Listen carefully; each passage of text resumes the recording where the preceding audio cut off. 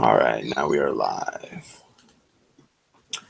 All right, so beginning with a quick uh, gist of the case. 7 months after the Columbia accident, the Columbia Accident Investigation Board, the CAIB, presented their report on the cause of the accident. The board pinpointed the technical cause of the accident. It also identified organizational issues with NASA dating back decades. The CAB also reported how manager might have behaved differently through the mission and stressed the organizational shortcoming at NASA that contributed to the catastrophe. All right, so what were some of the key issues and why were they important? I feel like there was a lot. Um,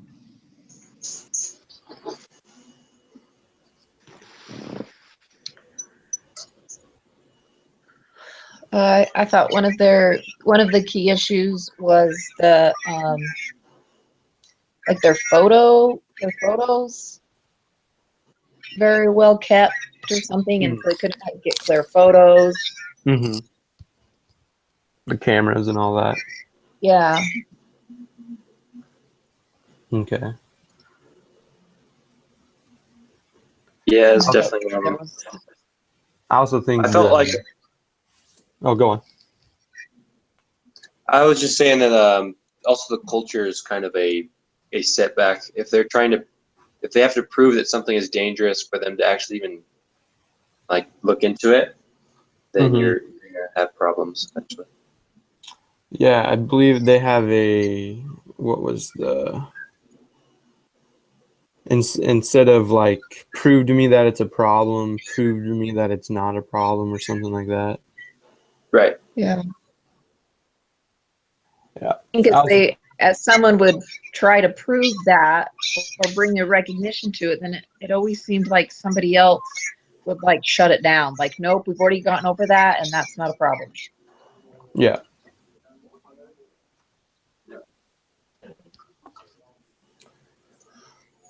Can you hear us, Adam?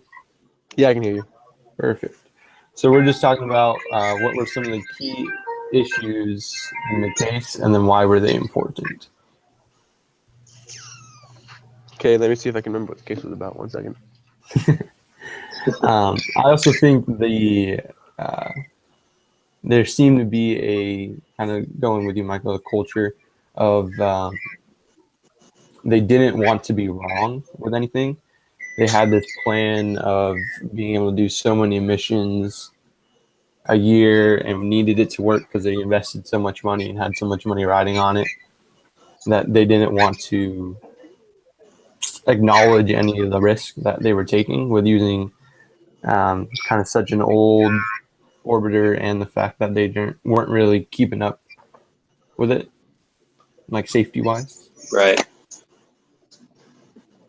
Yeah, like wasn't it somewhere in there? Didn't it say something about like the ham lady or whatever didn't want it to like point for the next? Want this to have to set back that shuttle date or something. Yeah.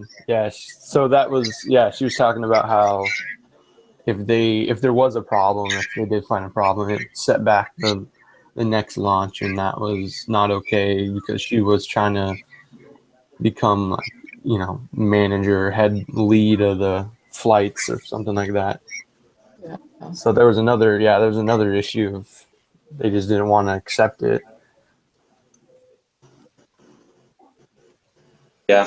I also think that like they should have this issue has been going on for a long time and they never really figured out what's causing it.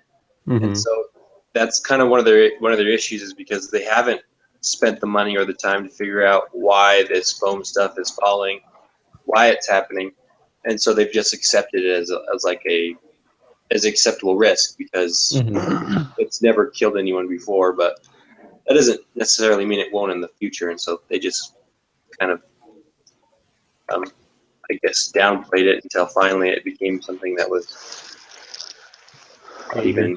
Well, even in the case of Columbia, though, they were still saying that they don't think the foam was the issue.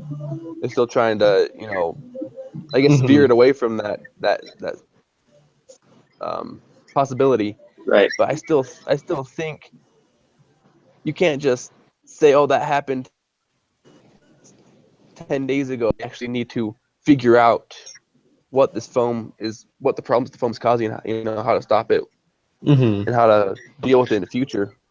Well, I think it was even like the one guy sent an email and said, "Hey, let's have him do a spacewalk and let's see, let's investigate." And nobody even answered his email.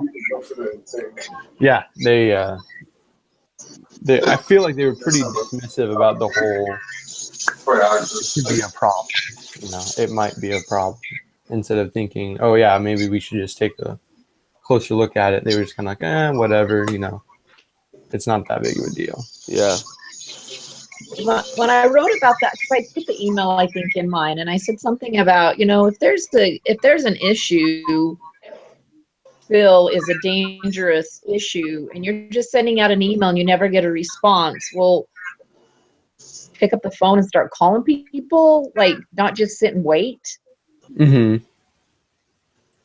Mentality is, oh, I'll just send you this email and then now it's on your shoulders. Yeah.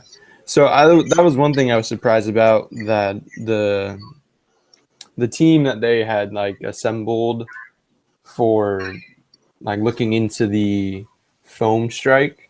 I feel like people really didn't take them seriously. They weren't.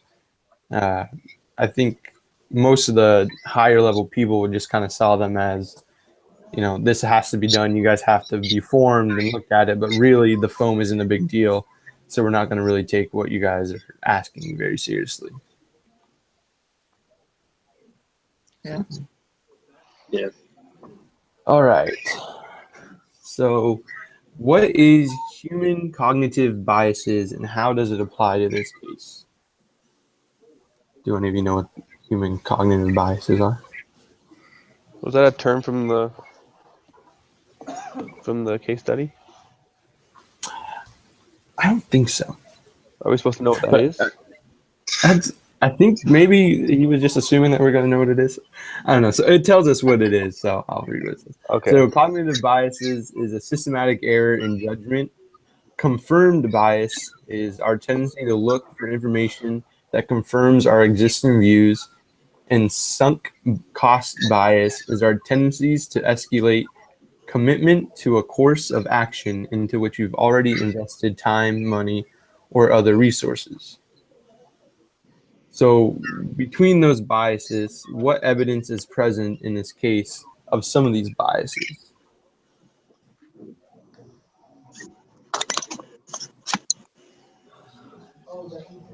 So share with me again what human cognitive bias means. So there's three of them. So there's the cognitive bias, which is a systematic error in judgment. There's the confirmation bias, which is our tendency to look for information that confirms our existing views. And then there's the sunk cost bias, which is our tendency to escalate commitment to a course of action to which we've already invested time, money, and other resources. So I think The sunk one would be they're tired of hearing about the foam falling off because so let's just let it go. Yeah, I think the sunk cost one as well, just because they had so many people investing in their missions that I feel like they didn't want to let down all the investors and the big plans that they had. So they were just kind of like, it's whatever. The foam isn't that big of a deal. We kind of already have a lot of money, time, and resource invested into this. We're not going to deal with it. Uh-huh. Okay. Which I feel like is kind of a bad way to go about it with something this specific, They have to be 100% sure on so many things, but then they just take shortcuts on so many other things. And I feel like whenever there's an issue with any of these missions, it's because they decided to take a shortcut and they shouldn't have. And so. Yeah, I actually found it Yeah, I was interesting kind that of. there was this many managerial problems going on in NASA when it's really people's lives that were at stake here Yeah, for I was every kind of mission. surprised reading this. I was kind of like, I would think that NASA would be way stricter in their protocol and how Yeah. things happen, and if there was a slightest change in a sensor or something, I feel like they would really look into that, let Yeah. alone a strike from some foam, that disrupted the Been whole over wing. the top on safety. Yeah, and that's what I was kind of shocked to hear that or to read that, they're pretty nonchalant about it, kind of like, yeah, it's some foam, it hit the orbiter, it's not that big of a deal. Yeah. So, what the heck? Or like So, even with what mission was it that the guy was afraid that the cold temperature was gonna affect the O-rings, and I they think said, that was the "Oh, Challenger one. yeah, oh no, it's fine," and then come to find out the O-rings were too cold, so they couldn't expand, and the thing blew up. Yeah, I was. Like they were even Yeah. Were you told, guys alive then? this could happen, and they didn't even care to Mm-hmm. do anything much about it. The Challenger blew up. That was the '80s, right? No, I was not alive. I was not alive. I was sitting in 5th grade and watched it on television. Yep, I was not alive then. The old lady. That must have been crazy to see, though. Like in 5th grade, watching that. That must have been. Exciting because the teacher, they did such a write up, and it was just a huge news story that this teacher was going to go into space, and so they had everybody, the whole school in the library, and we all had all these different TVs up so you could watch it, and we Mhm. watched it just blow up, and it was it was the weirdest thing. I still remember, like, we all went back to our classrooms and just cried because we're like, what just happened? Mhm. Oh, I find it interesting that they still had like problems after like watching that one blow up, and then still didn't Yeah. take every precaution, every safety precaution when something happened. Yeah, I And thought. I found that interesting. Yeah, I definitely. I was really shocked to hear about how nonchalant they were. I was kind of taken back because I would think NASA would be, like I Yeah. said, over the All top in protocols safety would be- protocols. it So- might be that they just because they are dealing with human life, they kind of distance themselves so that they don't have so much stress involved. Because Could be. I don't know. I would be really, really hesitant to send anyone up in space with anything I created. Oh yeah, definitely. So maybe they just downplay it to make it less stressful in their job. They're just like, Uh-huh. it's all good. Someone already, and then I don't know. It would be interesting to talk to them about that. That's yeah. Uh, So, how would you characterize the culture at NASA? Their strengths and their weaknesses. I think one word I might use would be overly confident. And not so much, I mean, I know they know what they need to do, but I feel like they figure if they do what they normally do, everything's going to be okay. But things happen that I feel like they don't take into effect. Yeah, that's a good one. Anybody else?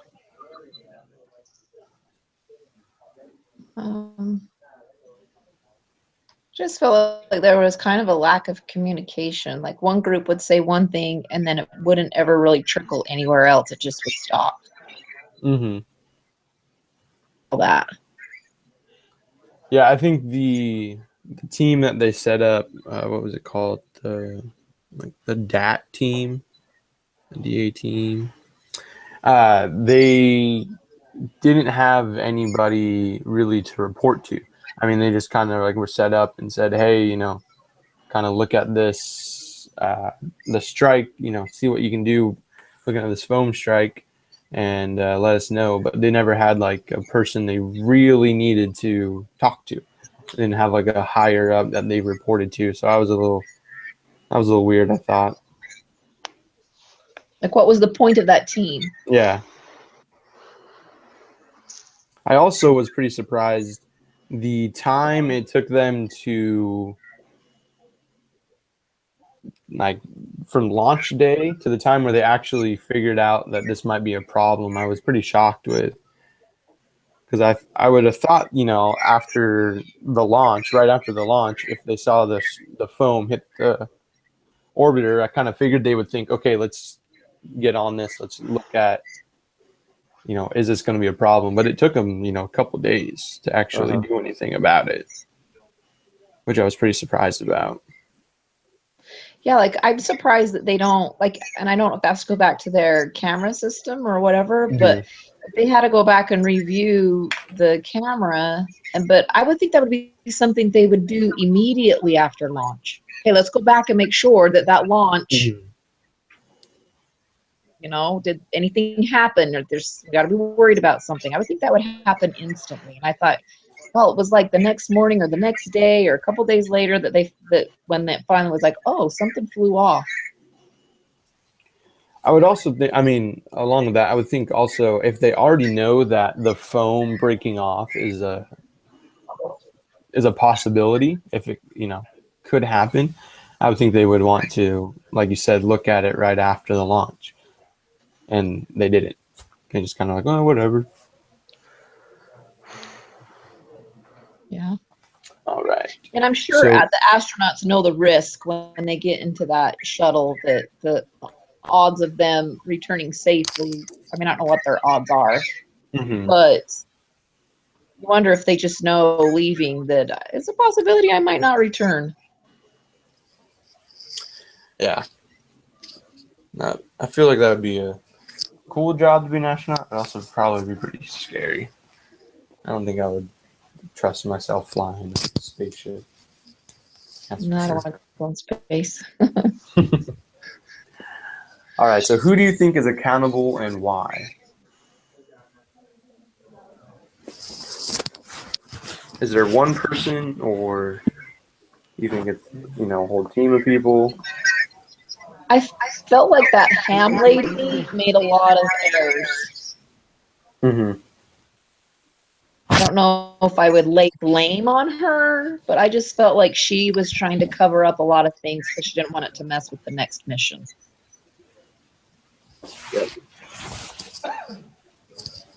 Yeah, I would think it's kind of I would say like the whole maybe upper management are kind of the problem. I think with that ham lady not really wanting to delay the next mission, and some of the other people, I can't exactly remember the names, but kind of saying, it's cool, we don't have to really worry about it. It's an acceptable risk. We can just kind of forget about the foam.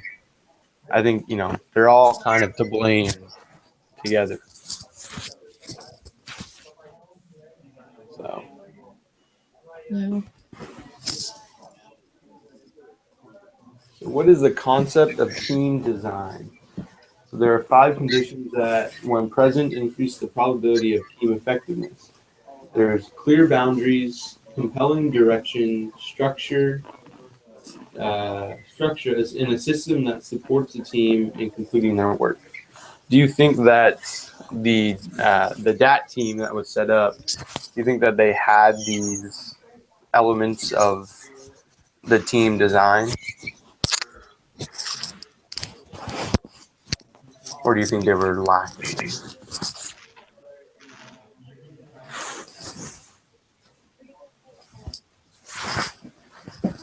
Can you read what the question was?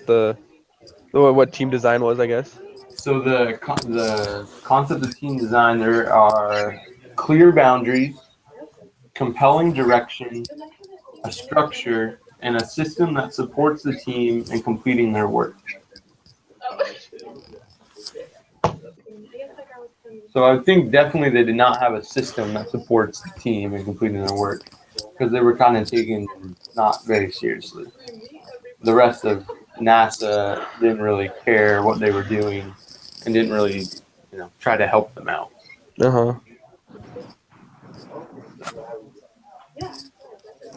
Any other thoughts? Like who? Like there was a main person in charge, right, of the whole mission. What was his name? I think it is the Ron Dittamore person. He's the manager space shuttle program. I feel like he didn't play a big enough role in managing the teams. Yeah. One head person that's, you know, missions being like, I don't know. I just felt like that was lacking. Like there wasn't, it didn't feel like there was just one leader that stepped up to bring everything together. Yeah. I definitely agree. Like I think of the movie, what's that? The Martian. Where he gets left on Movies Mars. into this. Yeah, where he's left on Mars, and how there was the one guy that like had to bring it all together. And I just felt like when I read this case, I'm like, well, where's the main person in charge? Who's in charge here? That was lacking. Oh, definitely. I definitely think, and I'd have to imagine at some point you probably wouldn't want to be that person and be like, oh yeah, that was my fault. I probably should have stepped up and taken blame because, I mean, you essentially killed some people, so. But in our book we read, wasn't that one of the key things of trust is to thing goes wrong that you stand up and say, yep, that was wrong. Accountability. Pretty much. So world application, do you guys have any personal experiences that you can relate to this? Have any of you sent a spaceship up into space and then blown it up because you were negligent? No. Or have any team, what would be, have any groups that you've been in or teams that you've worked with that have not been the greatest, I guess?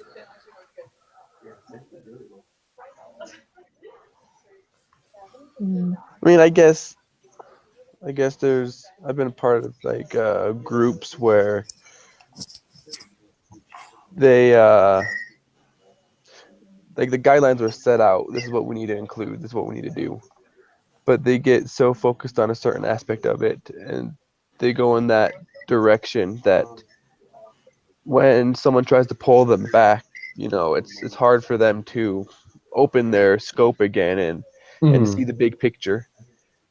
And I kind of think that's similar to this case study.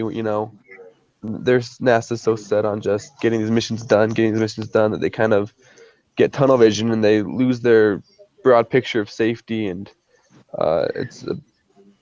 they lose just what their goal is. Definitely. Anybody else? Are there any broad applications of these principles that you can use, like, I guess, in your personal life or in your work life, your professional life?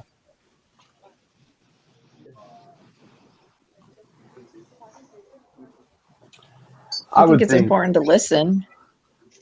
I was gonna say, I think the one thing that I really take away from this is just being accountable. I think both in personal life and your professional life, even if it's not, maybe the one guy who was the problem of the reason why the Columbia blew up, but maybe just the leader of the DAT team standing up and saying, hey, like, we need to figure this out. We need to get this done. Just being accountable of this is what our team is the reason why this team is set up. I just think being accountable in our personal life, if something goes wrong and we need to do something, we got to do it. Or in our professional life, if we make a mistake or something that, we need to be able to stand up and say, hey, I messed up, I made a mistake, and try to fix it. Yeah, I agree. All right. Well, that is all the questions. Okay. You guys have any last comments you'd like to share or anything? No. No? Perfect. Well, then I will stop the broadcast. Okay.